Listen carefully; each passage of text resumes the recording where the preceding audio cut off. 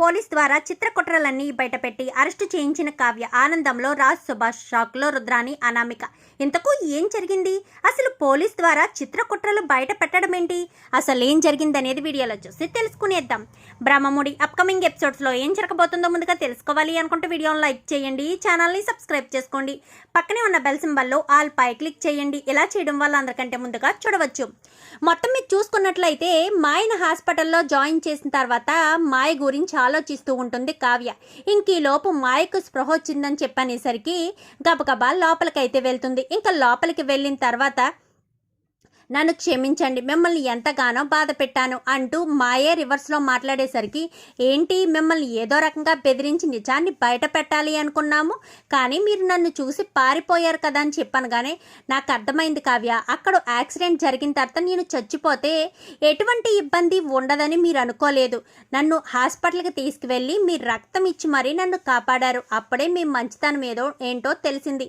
అందుకోసమనే మీకు నేను మంచి చెయ్యాలి, నిజం బయట పెట్టాలి అనుకుంటున్నాను అని చెప్పాను. కానీ చాలా ఆనందంగా ఉందక్క, మాయ నీకు ఇలా సపోర్ట్గా ఉంటుందని నేను అస్సలు అనుకోలేదని చెప్పాను. కానీ మరి ఇప్పుడు మీరు ఇంటికి వచ్చి నిజాన్ని బయట పెట్టగలరా అని చెప్పాను. కానీ పెడతానండి అని చెప్పి ఇంకా మాయ అయితే ఇంటికి వస్తుంది. మాయ ఇంటికి వచ్చిన తర్వాత నిజాన్ని బయట పెడుతుంది. సరే, మరి ఇంట్లోకి వచ్చిన మాయ ఎవరని ఎలా నిరూపించాలి? రుద్రానియే తీసుకొచ్చిందని ఎటువంటి ఆధారం లేదు. ఏం చేయాలి, ఎలా చేయాలి అని కావ్య మళ్ళీ ఆలోచనలో పడుతుంది. ఏంటక్క, మా ఇంటికి వచ్చి నిజాన్ని చెప్తానంది కదా అని చెప్పాను. కానీ ఇప్పుడు సమస్య మా ఇంటికి వచ్చి నిజాన్ని చెప్పడం కాదు కావ్య.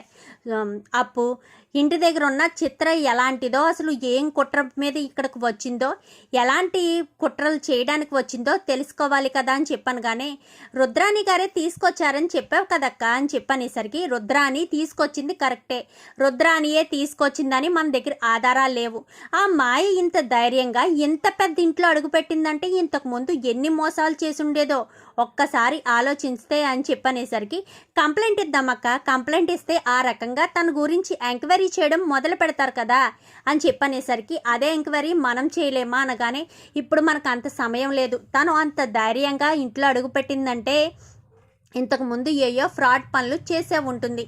అందుకని ఒక్కసారి మనం స్టేషన్కి వెళ్దాము అని చెప్పనేసరికి, మరి ఇక్కడ మాయ సంగతి అని చెప్పాను. కానీ అమ్మ ఉంది కదా, అమ్మ చూసుకుంటుందిలే అని చెప్పి అక్కడికి వెళ్ళేసరికి ఇంకా అప్పుడే స్టేషన్లోంచి అయితే అప్పుకు తెలిసిన ఇన్స్పెక్టర్ అయితే వస్తాడు. ఏంటప్పు ఇలా వచ్చావని చెప్పాను. కానీ అది చిన్న పనుండి వచ్చాం సార్ అని చెప్పనేసరికి, రా లోపలికి వెళ్దామని ఇంకా స్టేషన్ లోపలికి తీసుకువెళ్తారు. ఈ అమ్మాయి మీద కంప్లైంట్ ఇవ్వాలి అని చెప్పనేసరికి ఇంకా తన ఫోటోని ఆ ఇన్స్పెక్టర్కి చూపించడంతో ఒక్కసారికి ఇన్స్పెక్టర్ షాక్ అవుతాడు. ఆ ఫైల్ తీసుకురా అంటూ ఇంకా వేరే కానిస్టేబుల్కి చెప్పేసరికి గబగబా ఫైల్ తీసుకొస్తారు. ఫైల్ ఓపెన్ చేసి చూసేసరికి కావ్య ఫోన్లో ఉన్న ఫోటో, ఆ ఫైల్లో ఉన్న ఫోటో రెండు ఒకటవుతాయి. ఈ అమ్మాయి ఇప్పుడు ఎక్కడ ఉందని చెప్పాను. కానీ ఈ అమ్మాయి మీ స్టేషన్లో ఫైల్లో ఉందేంటి సార్, అసలు ఈ అమ్మాయి ఏం తప్పు చేసిందని చెప్పాను. కానీ ఒకటి చెప్పాలా, రెండు చెప్పాలా, ఎన్ని అని చెప్పాలి అప్పు? ఇవన్నీ ఫ్రాడ్ చేస్తుంది. ఈ మధ్యనే దీని మీద ఎన్నో కేసులు వచ్చాయి. కేసులు రావడం ఏంటి సార్, దేని గురించి అసలు అని చెప్పాను. కానీ ఈ అమ్మాయి ఎవరు డబ్బున్న వాళ్ళ అని చూస్తుంది. వాళ్ళ ఇంట్లో ఏదో రకంగా అడుగు పెడుతుంది. అడుగు పెట్టి అక్కడ కుదిరిందే అనుకో పెళ్లి చేసుకుని సెటిల్ అయిపోతుంది. లేదంటే అక్కడ డబ్బుల నుంచి అక్కడి నుంచి తీసుకుని వాడికి మస్కా కొట్టి మరొకరిని పెళ్లి చేసుకుంటుంది. ఇలా ఇప్పటికి 3 పెళ్ళిళ్ళు చేసుకుంది. ఇప్పుడు ఎక్కడుంది? దీని మీద కంప్లైంట్ ఇచ్చారని చెప్పాను. కానీ తను మా ఇంట్లోనే ఉంది సార్, ఇప్పుడు మేము కంప్లైంట్ ఇవ్వడానికి వచ్చింది కూడా ఈ అమ్మాయి కోసమని చెప్పనేసరికి, కానిస్టేబుల్స్ బండి తీయండి అంటూ తీసేసరికి ఇంక ఈలోపు కనకం అయితే మాయని తీసుకుని ఇంటికి వచ్చామని చెప్పాను. కానీ మాయని తీసుకుని ఇంటికి వస్తారు. ఇంకా ఇంటికి వచ్చిన తర్వాత మాయ అయితే జరిగిన విషయమంతా చెప్పి, నన్ను క్షమించండి సుభాష్ సార్, నేను ఇదంతా కేవలం డబ్బు కోసమే చేశాను. కానీ కావ్య మంచితనం ముందు నేను చేసిన తప్పు ఏంటో నాకు తెలిసింది. అందుకే నా తప్పును సరిదిద్దుకొని నిజాన్ని బయట పెడుతున్నాను. నిజానికి ఆ బాబుకి మీకు ఎటువంటి సంబంధం లేదు, ఆ బాబు అనాథ బాబు అంటూ ఇంకా మాయ చెప్పేసరికి, అనాథ బాబు అంటావేంటి, ఆ బిడ్డ నా బిడ్డ, నాకు రాజుకి పుట్టిన బిడ్డ అంటూ చిత్ర అయితే తన వెర్షన్లో గొడవ మొదలు పెడుతుంది. ఈ అమ్మాయి ఏమో ఆ బిడ్డకి మీకు సంబంధం లేదని చెప్తుంది. అసలు మీరేంటి ఏం మాట్లాడకుండా ఉన్నారు, ఆయన బిడ్డ రాజు బిడ్డ కదా, రాజే కదా తీసుకొచ్చాడు అంటూ అపర్ణ మాట్లాడేసరికి, నిజానికి అది కాదు మమ్మీ అంటూ ఇంకా రాజు అయితే చెప్తాడు. చూసారా అత్తయ్య గారు, చూసారా ఆంటీ, చివరి క్షణంలో నా మెడలో తాళి కట్టాల్సి వచ్చినప్పుడు ఆ బిడ్డ నా బిడ్డ కాదని ఇప్పుడు చెప్తున్నాడు రాజు. అదే ఆ రోజు నేను ఇంటికి వచ్చినప్పుడే ఈ అమ్మాయి ఎవరో తెలియదు, ఈ బిడ్డకి తనకి ఎటువంటి సంబంధం లేదని అప్పుడే చెప్పొచ్చు కదా ఆంటీ, మరి ఇప్పుడు చెప్పడం ఏంటి? అప్పుడు చెప్పలేదు ఇప్పుడు చెప్పడం ఏంటి అంటే వీళ్ళకి కావాలనే పెళ్లి జరగకుండా ఉండడం కోసమే ఈ ప్లాన్ చేశారు, ఒక్కసారి ఆలోచించండి అంటూ చిత్ర చెప్పేసరికి అపర్ణ అయితే ఆలోచనలో పడుతుంది. ఇంకప్పుడే కావ్య అయితే ఇన్స్పెక్టర్ని తీసుకుని రావడంతో ఇంకా చిత్ర టెన్షన్ పడిపోతూ ఉంటుంది. ఏంటి ఇన్స్పెక్టర్ ఎక్కడికి వచ్చాడు? ఇన్స్పెక్టర్కి బాగా తెలుసు చిత్ర. ఇన్స్పెక్టర్ రావడంతో టెన్షన్ పడిపోయేసరికి అదంతా కూడా కావ్య గమనిస్తుంది. ఏంటి చిత్ర ఓ టెన్షన్ పడిపోతున్నావు, ఇప్పుడు మాట్లాడు. ఏంటి ఆ బిడ్డకు తల్లివి నువ్వా? నా భర్తకు నీకు పుట్టిన బిడ్డ చెప్పు ఇప్పుడు చెప్పు అని చెప్పాను, కానీ అది చెప్పాను కదా కావ్య, పదే పదే అడుగుతావేంటి? అవును రాజ్కి నాకు పుట్టిన బిడ్డే అని చెప్పాను, కానీ ఆ మాట ఇటు చూసి చెప్పు చిత్ర అంటూ ఇంకా ఈ ఇన్స్పెక్టర్ చెప్పేసరికి ఒక్కసారిగా చిత్ర షాక్ అయిపోతుంది.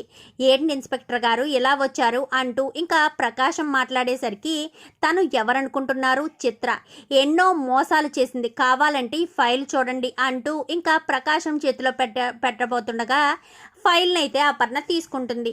ఫైల్ ఓపెన్ చేసి చూసేసరికి తను ఎక్కడ ఏమేం పెళ్లి చేసుకుందో పెళ్లి ఫోటోతో సహా ఒక్కొక్కరు ఒక్కొక్క కేసు పెడతారు. అప్పటికే 3 కేసులు అయితే ఉంటాయి. ప్రతి ఒక్కరిని ఇంట్లోకి వెళ్ళడం, పెళ్లి చేసుకోవడం, దొరికినంత డబ్బు బంగారం తీసుకుని అక్కడి నుంచి వెళ్ళిపోవడం, మరొకరి ఇంట్లోకి వెళ్ళడం, వాళ్ళ ప్రాబ్లమ్స్తో ఆడుకుని ఏదో రకంగా వాళ్ళని ఇరికించి పెళ్లి చేసుకోవడం, ఇదే దీని పని అండి అని చెప్పి ఇన్స్పెక్టర్ చెప్పడంతో ఇంకా అదంతా చూసిన అపర్ణ అయితే కోపం వచ్చి చిత్ర చెంప చెల్లుమనిపిస్తుంది. కొట్టింది చిత్రనేనా అయినా ఆ కొట్టిన దెబ్బ రుద్రానికి తగిలేంత గట్టిగా కొడుతుంది అపర్ణ. ఒక్కసారిగా రుద్రాని షాక్ అయిపోతుంది. ఈ దెబ్బ నాకు పడాల్సింది, నేను సైలెంట్గా ఉంటే ఈ ఇబ్బంది నుంచి బయట పడొచ్చు అని చెప్పనేసరికి అసలు ఈ చిత్ర ఇంట్లో అడుగు పెట్టడానికి కారణం ఎవరో తెలుసత్తయ్య? ఇంట్లో వాళ్ళకి ఏమేమి ఇష్టాలు ఉన్నాయో, ఇంట్లో వాళ్ళు ఎలా ఉంటారో, వాళ్ళు ఎంతమందో ఏం పేర్లో అన్నీ కూడా కొంతవరకే తెలుస్తాయి. కేవలం పేర్ల వరకు బయట వ్యక్తులకు తెలుస్తాయి, మన ఇష్టాలు ఎలా తెలుస్తాయి? ఇంట్లో మనిషి బయట వ్యక్తిని ఇంట్లోకి తీసుకొచ్చినప్పుడే కదా మన ఇష్టాలన్నీ వాళ్ళకు చెప్తారు. ఆ తీసుకొచ్చిన వ్యక్తి ఎవరో తెలుసా అత్తయ్య అని చెప్పాను, కానీ ఎవరు కావ్య, ఎవరా వ్యక్తి అంటూ ఇంకా ప్రకాశం మాట్లాడేసరికి ఇంకెవరు మీ ముద్దుల చెల్లెలు రుద్రాని అని చెప్పనేసరికి ఒక్కసారిగా అపర్ణ చిత్రవంక ఎంత కోపంగా చూస్తుందో అంతకు మించి కోపంగా రుద్రాని వంక చూస్తుంది. ఒక్కసారిగా రుద్రాని షాక్ అయిపోతుంది. అది వదిన అని చెప్పాను, కానీ చీ నోర్మి, నిన్ను కొట్టాలంటేనే నాకు చాలా చిరాగ్గా కంపరంగా ఉంది. అసలు నువ్వు ఇంట్లో ఎందుకుంటున్నావో నాకే అర్థం కావట్లేదు. ఎన్నిసార్లు చీ కొట్టినా, ఎన్నిసార్లు తూ అన్నా కానీ నీకు సిగ్గు శరం అసలు ఏమీ ఉండవా? తిన్నింటి వాసాలే లెక్క పెడతావా? అసలు నువ్వు ఇంట్లో ఉన్నావు, మీ అన్నయ్యకి ఏదో కష్టం వచ్చిందో, ఇబ్బందుల్లో ఉన్నాడో, అది నువ్వు తీర్చడం మానేసి మళ్ళీ పీకల్లోతు కష్టాన్ని నువ్వే చేసి మరీ పడేయాలనుకుంటావా? అసలు నువ్వు ఈ ఇంటి ఆడపడుచు స్థానంలో ఉన్నావన్న విషయం మర్చిపోయి ఇంటి శత్రువులా మారిపోయావు అని చెప్పనేసరికి నేనేం చేయలేదు వదిన అని చెప్పాను, కానీ ఏం చేయలేదు, అంతా మీరే చేశారు, మీరే ఇంటి గురించి నాకు చెప్పారంటూ అప్పటి వరకు సైలెంట్గా ఉన్న చిత్ర అయితే రుద్రాని మీద చెప్పేసరికి ఓహో అయితే చిత్ర చెప్తేనే కానీ నువ్వు నమ్మవన్న మాట అని చెప్పి ఇందిరాదేవి అయితే అంటుంది. ఏంటత్తయ్య అని చెప్పాను, కానీ చిత్ర చెప్తుంది కదా తన ఇంట్లోకి తీసుకొచ్చింది రుద్రాని అని, మరి ఇంకా చూస్తూ ఉన్నావే, నీ కోట తనకి ఇచ్చేసే అని చెప్పనేసరికి రుద్రాని చెంప చెల్లు మనిపిస్తుంది. ఇంకా అపర్ణ అయితే ఒక్కసారిగా రుద్రాని షాక్ అయిపోతుంది. ఒక్క నిమిషం కూడా నా కళ్ళ ముందు కనిపించడానికి వీల్లేదత్తయ్య, వెంటనే ఈ రుద్రాని చిత్ర ఇద్దరు కూడా ఇంటి బయట ఉండాలి, ఇంటి లోపల ఉన్నారంటే నేను అరెస్ట్ చేయించడానికి వెనకాడను. ఇన్స్పెక్టర్ గారు ఈ చిత్రం తీసుకువెళ్ళండి, మళ్ళీ ఇలాంటి పనులు చేయకుండా, ఎవరింట్లోని ఇలాంటి కుంపట్లు పెట్టకుండా మీరే కంట్రోల్లో పెట్టండి అంటూ ఇంకా స్వప్న చెప్పేసరికి ఒక్కసారిగా ఇంకా చిత్రాన్ని అరెస్ట్ చేసి తీసుకువెళ్ళిపోతారు.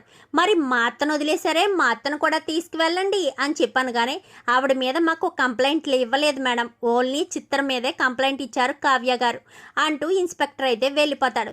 ఇలాంటి దానికి కంప్లైంట్ ఇచ్చినా ఏం లాభం ఉంటుంది? ఇంటి బయట కుక్క కన్నా హీనంగా చూస్తేనే ఈవిడికి బుద్ధి వస్తుంది. ఈవిడి కుక్కతోక వంకర్లాగా ఎప్పుడు కూడా ఈవిడ బుద్ధి ససగా మారదు అంటూ అందరూ కూడా అక్కడి నుంచి వెళ్ళిపోతారు.